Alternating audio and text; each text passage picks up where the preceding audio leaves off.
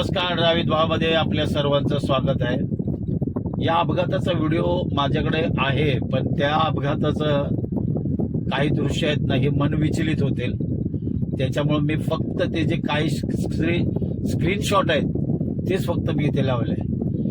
माझे कित्येक व्हिडिओ ना लहान मुलांच्या बाबतीत आणि सोसायटीच्या बाबतीत व्हिडिओ मी पोस्ट केले।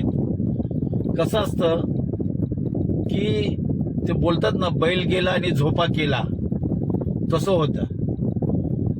आता मागे पण मी व्हिडिओ पोस्ट केले की ज्यावेळेला सोसायटीमध्ये ज्यावेळेला आपण लहान मुलांना घेऊन येतो खाली खेळायला, मुळात कसं आहे माहित आहे का, ज्या हाई सोसायटी आहेत, मोठमोठे टावर आहेत 40-50 माळ्याचे, त्यांच्याकडे नोकर चाकर सगळं असतात आणि ते अक्षरशः मुलांवर लक्ष ठेवून असतात आणि त्यांच्याकडे एक ठिकाण असतं की तिथेच तुम्ही सायकलिंग करू शकता, तिथेच तुम्ही धावू शकता।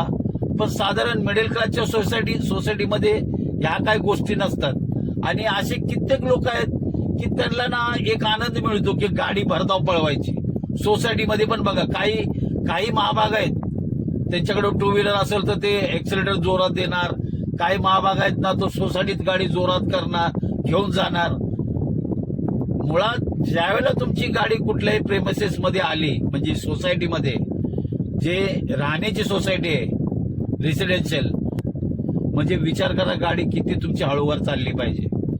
मुळात लहान मुलांना ज्यावेळेला तुम्ही सोसायटीमध्ये खेळायला येताला घेऊन, तर बहुतेक जे ज्येष्ठ नागरिक आहेत ना तेच येतात, कारण आई वडील आता कामाला जातात, तर घरी ज्येष्ठ नागरिक असतात आणि त्याच्यामुळे काय होतं, अशा काही ठिकाणी ना ते धावपळ करू शकत नाही। जरी मुलाला जरी तिथे वाचवण्याचा प्रयत्न केला असताना ज्येष्ठ नागरिक आहे ते धावले नसते। मी सुद्धा ज्यावेळेला माझी नात आहे, जी आमची बायको आहे, ती सुद्धा संध्याकाळी घेऊन जाते, आमचे ते पिल्लूचे मी व्हिडिओ बनवतो, सायकलिंग घेऊन जातो आम्ही। कधी कधी दोघे सुद्धा उभे असतो आजूबाजूला सायकलिंग करताना। हे अपघात मी बोललो ना, कधीही कुठेही केव्हाही कसाही होतो। मुळात इथे सुद्धा निष्काळजीपणा झाला पालकांचा की पालकांनी लक्ष दिलं पाहिजे।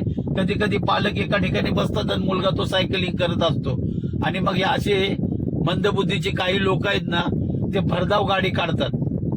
काही लोकांचं बोलतो मी, मुळात कुठल्याही रेसिडेन्शियल सोसायटीमध्ये गाडी ही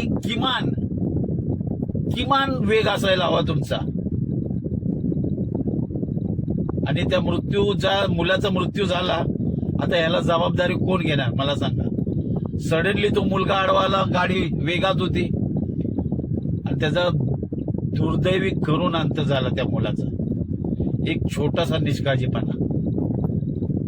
तुम्हाला काय वाटतं ह्या व्हिडिओबद्दल नक्की कमेंटमध्ये सांगा।